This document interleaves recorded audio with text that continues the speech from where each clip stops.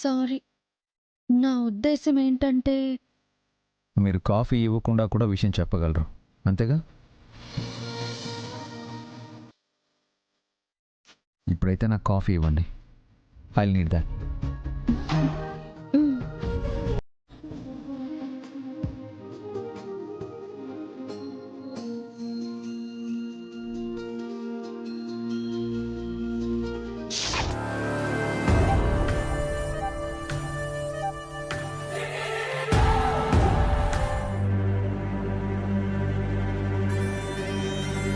అను కీర్తిలో ఎగ్జామ్లో పాస్ అయ్యారు కదా, మరి బసు అక్కపై ఆంటీ అత్తయ్యకి ఏమని చాడీలు చెప్తుంది?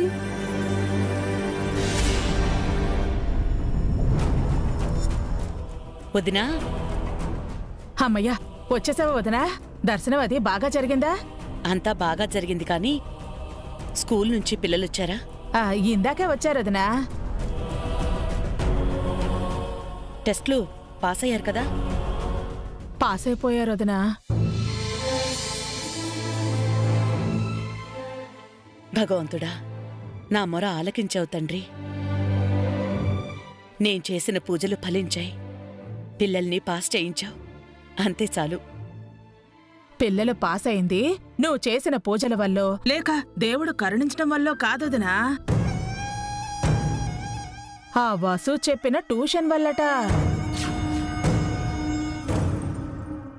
అమ్మా ఆంటీ, ఈ రూట్లో వచ్చావా? మంత్రాలకు చింతకాయలు రాల్తాయా? అత్తయ్య పూజలు చేస్తే పిల్లలు పాస్ అవుతారా? ఇంత నోరేసుకుని పడిపోవడం తప్ప అత్తయ్యకేం తెలుసు?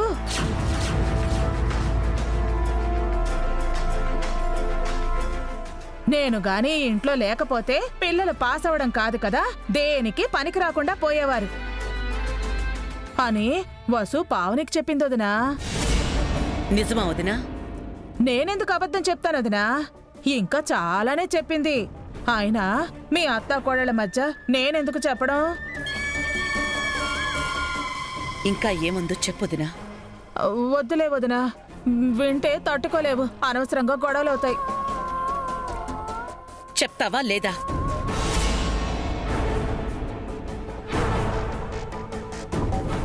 ఓసే హారిక, ఇలారా బారా. ఏంటాంటీ? ఇందాక పావనితో వసు ఏమందో మీ అత్తయ్యతో చెప్పు. చెప్పాల్సిందంతా నువ్వు చెప్పేసి మళ్ళీ నేనేం చెప్పాలి? చెప్పు హారిక. అంటే అత్తయ్య, చెప్పు. ఎంతైనా వసు అక్క నా తోటి కోడలు, నేను చెప్తే బాగోదేమో. ఆ వసు నీకు తోడికోడలైతే తను మీ అత్తయ్య, మీ అమ్మతో సమానం. ఆ మాటకొస్తే గుళ్ళో దేవుళ్లతో సమానం. దేవుళ్ళకి అన్ని విషయాలు చెప్పచ్చు. చెప్పు. వసు అక్క ఏదో తెలియక అనింది, వదిలేండి అత్తయ్య. తెలిసందో తెలియకందో అసలు తనేమందో నాకు తెలియాలి.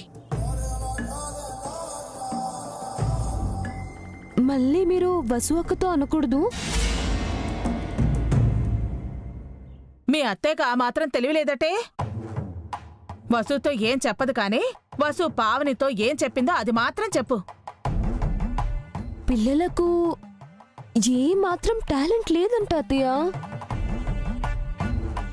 బన్నీకున్న టాలెంట్లో 10% కూడా అను కీర్తికి లేదంట. కేవలం తన వల్లే పిల్లలు పాస్ అయ్యారంట. అభిబావ చదువు చెప్పినా, మీరు ట్యూషన్కి పంపించినా పిల్లలు పాస్ అయ్యేవాళ్ళు కాదంట. పిల్లలు పాస్ అవ్వటం కేవలం తను పెట్టిన భిక్షేనంట. పిల్లలు తనకు లైఫ్ లాంగ్ రుణపడి ఉండాలంట. ఇంకో మాట కూడా ఉంది. ఏంటి? పిల్లలను పాస్ చేయించినందుకు మీరు వసు అక్కకి థ్యాంక్స్ చెప్పాలంట.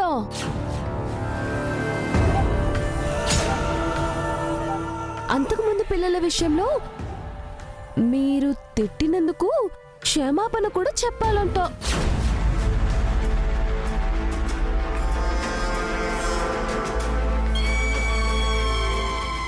ఓసిని, నేనే అనుకుంటే నాకంటే దుర్మార్గురాలిగా ఉన్నావు కదే నువ్వు.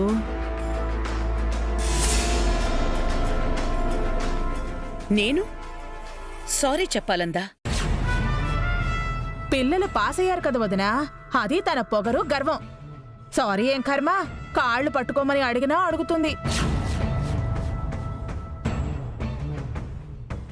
తనకి ఎంత ధైర్యం! ఎక్కడుంది తను? ఇప్పుడు వదిలే వదినా, ఇంట్లో అభి కూడా ఉన్నాడు. అనవసరంగా గొడవ అవుతుంది. అంటే తనేమన్నా నేను సైలెంట్గా ఉండాలా? అంటే వసు నీతో డైరెక్ట్గా అనలేదు కదా వదినా. తను పావనితో చెప్తుంటే విని మేం నీకు చెప్తున్నాం.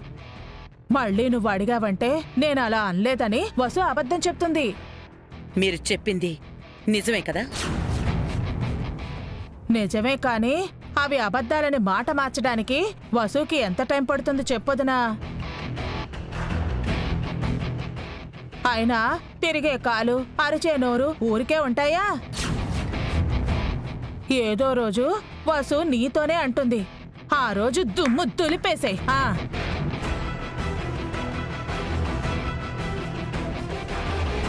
తప్పకుండా అవకాశం వస్తుందదినా. వసు దొరుకుతుంది. ఆ రోజు నీ ఇష్టం. అభి ఉన్నా సరే చెలరేగిపో. ఇప్పుడు మా కోసం సైలెంట్గా ఉండవా?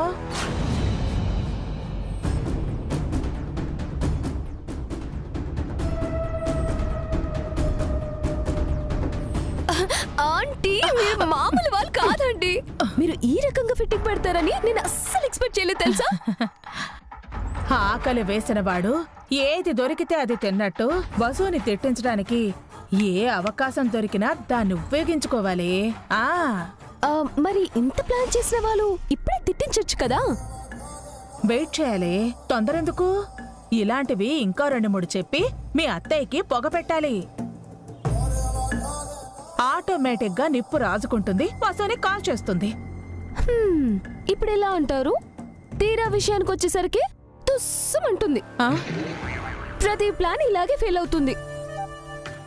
20 సార్లు ఫెయిల్ అయినా 21సారి పాస్ అవుతుంది కదే. అలా అనుకునే సాటిస్ఫై అవ్వాలి.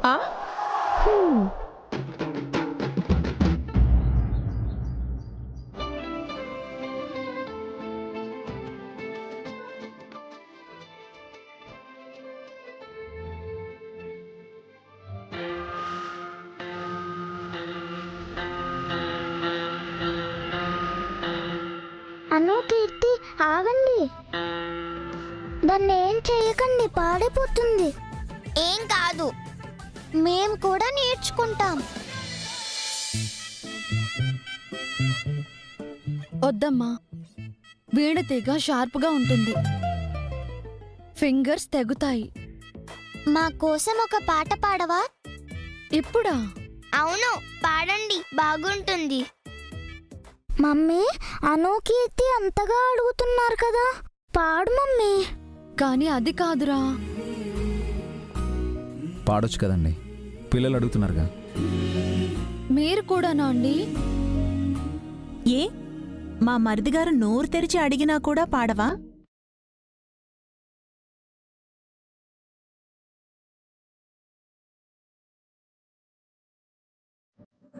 పాడమ్మా బసు, నీ పాట విని చాలా రోజులైంది.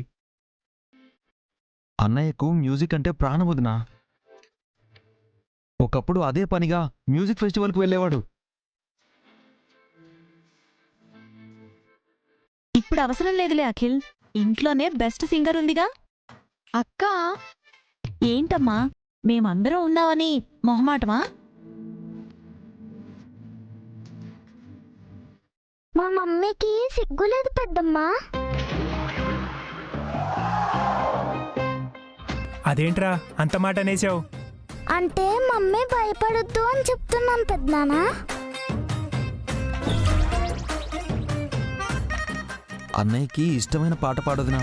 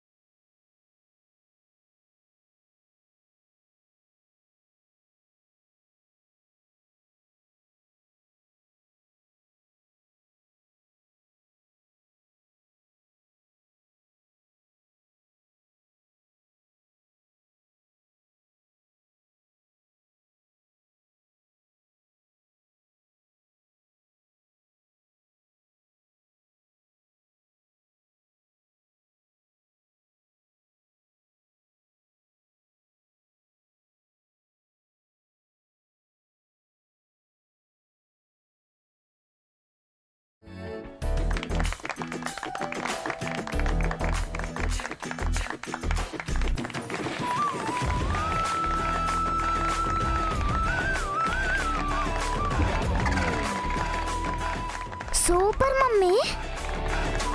Okay, well done. బాగా పాడారు.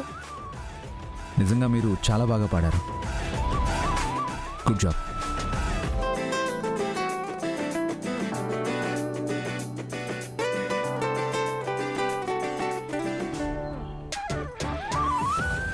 కంగ్రాట్స్ వసు. వ్యవహారం అడిగి మరీ పాట పాడించుకునే వరకు వచ్చిందన్నమాట. పో అక్క, పాడమని అడిగింది పిల్లలు. అభి అడిగాడని మేము అనలేదు కదమ్మా. బావగారు మీరు కూడా ఏంటి? అన్నయ్యకి ఇష్టమైన పాట, అది వదిన నోట. ఇది కదా లవబుల్ మ్యూజికల్ ఫెస్టివల్ అంటే. అఖిల్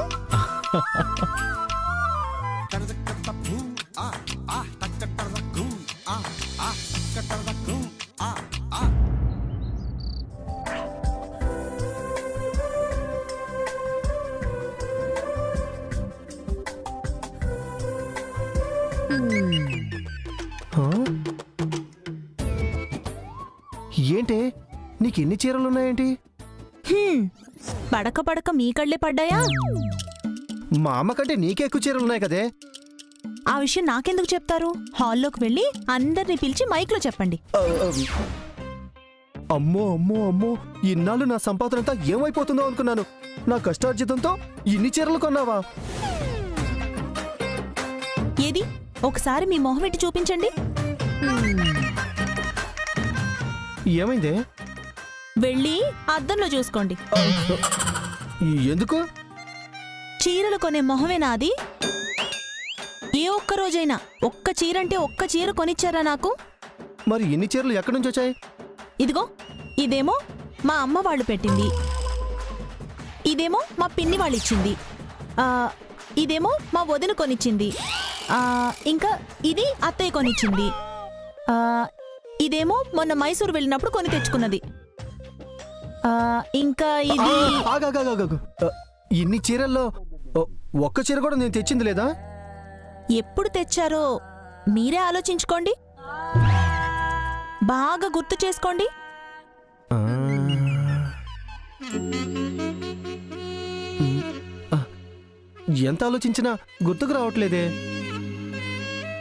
జ్ఞాపకం లేదు. మీకు లేనిది జ్ఞాపకం కాదు, జ్ఞానం, బాధ్యత. అదేంటి అలానేసావు? అదే ఉంటే నేను ఇలా ఎందుకుంటాను?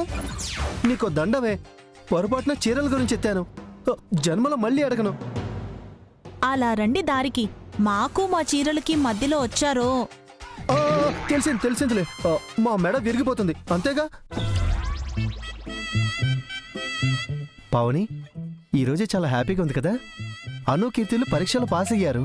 వసు పాట పాడింది. అందరూ హ్యాపీ కదా? అవునండి, చాలా రోజుల తర్వాత హ్యాపీగా ఉన్నాం.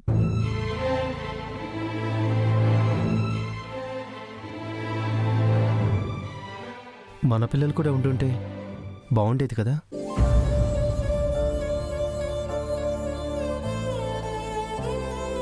వాళ్ళు హాస్టల్లో కాకుండా అను, కీర్తి, బన్నీలతో పాటు మన కళ్ళ ముందుంటే ఎంత హ్యాపీగా ఉంటుందో. ఆశపడి అనుకోవడం తప్ప వాళ్ళని హాస్టల్ నుంచి ఇంటికి తీసుకురాలేం కదండి. వాళ్ళింటికొస్తే ఏం జరుగుతుందో మీకు తెలుసు కదా. తెలుసు పావని, ఇంకెన్నాళ్ళు మన పిల్లలకి దూరంగా ఉండాలి. మనల్ని చూడాలని వాళ్లకు, వాళ్ళని చూడాలని మనకుండదా? ఉన్నా చూడలేం కదండి. అను, కీర్తిలకు వసు పాఠాలు చెప్తుంటే నాకు ఆశ కలిగింది. పిల్లల్నింటికి తీసుకొచ్చి మన దగ్గరే పెట్టుకుని వసుతో ట్యూషన్ చెప్పిద్దామని. కాని ఆ ఆశ తీరదని అర్థమయ్యాక మనసులోనే దాన్ని చంపుకున్నాను. అయినా ఇంకెన్నాళ్ళలేండి, పిల్లలు చూస్తూ ఉండగానే పెరిగిపోతారు. చదువులు అయిపోతాయి, జాబులొస్తాయి. అప్పుడు అందరం కలిసి ఉంటాం కదా. మీరేం బాధపడకండి. ఇప్పుడు మనం ఆలోచించాల్సింది మన పిల్లల గురించి కాదు, అభి, వసూలు గురించి. వాళ్ళు బానే ఉన్నారు కదా పావని. భార్యాభర్తల్లా ఉండట్లేదండి. ఇద్దరూ మంచి ఫ్రెండ్స్గా ఉంటున్నారు. పిల్లలకు అభి తండ్రిలా, వసు తల్లిలా ఫీల్ అవుతున్నారు. కానీ తమకు పెళ్లయిందని, తాము తల్లిదండ్రులు మాత్రమే కాదు భార్యాభర్తలమని వాళ్ళు గ్రహించట్లేదు. అదేం లేదు పావని, అభికి వసు అంటే చాలా ఇష్టం. వసుకి కూడా అభి అంటే ఎంతో ఇష్టం. కాని వాళ్ల ప్రేమ మనసు దాటి బయటికి రావట్లేదు. ఎవరికి వారు మోగగా ఇష్టపడుతూ ప్రేమించుకుంటున్నారు.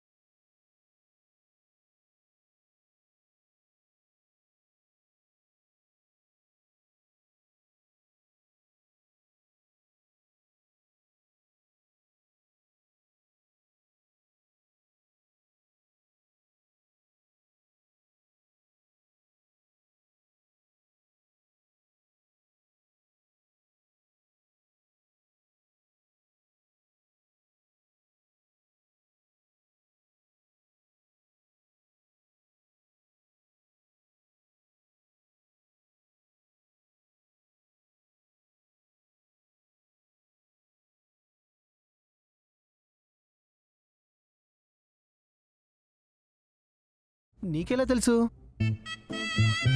కళ్లతో కాకుండా మనసుతో చూస్తే మీకు తెలుస్తుంది. అంటే నాకు మనసు లేదనా? మీ మనసుతో మీ తమ్ముడి మనసు తెలుసుకోమని, వీలైతే వాళ్ళిద్దరినీ కలపమని. ఆ? మనం కలపాలా ఏంటి? ఏమో, ఎవరికి తెలుసు? వాళ్ళు ఆల్రెడీ కలిసిపోయారేమో, కలవనట్లు మన ముందు నటిస్తున్నారేమో. చూసావా వదినా, వసు పాట పాడింది. అయితే ఎందుకు పాడిందో తెలుసా? తనకి పాడడం వచ్చు, పాడింది. మీ అత్తయ్యకి ఇంకా అర్థం కావట్లేదే. అవునాంటీ, అత్తయ్య చాలా ఇన్నోసెంట్.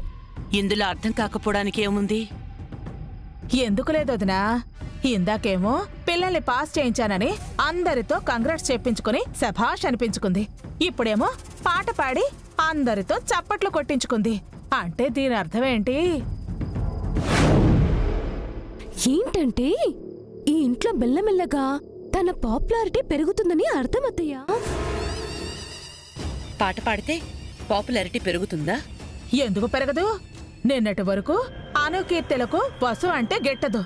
ఈ రోజు వాళ్లే అడిగి మరీ పాట పాడించుకున్నారు. అభి కూడా బతిమలాడాడు. అంటే అభిబావ పిల్లలు తన సైడ్ వెళ్లారని అర్థం కదా అత్తయ్య. ఇంట్లో పెద్దదానివి, నువ్వొక దానివి ఉన్నావు. పిల్లల కోసం కష్టపడి గుడికి వెళ్లి పూజలు చేసొచ్చావు.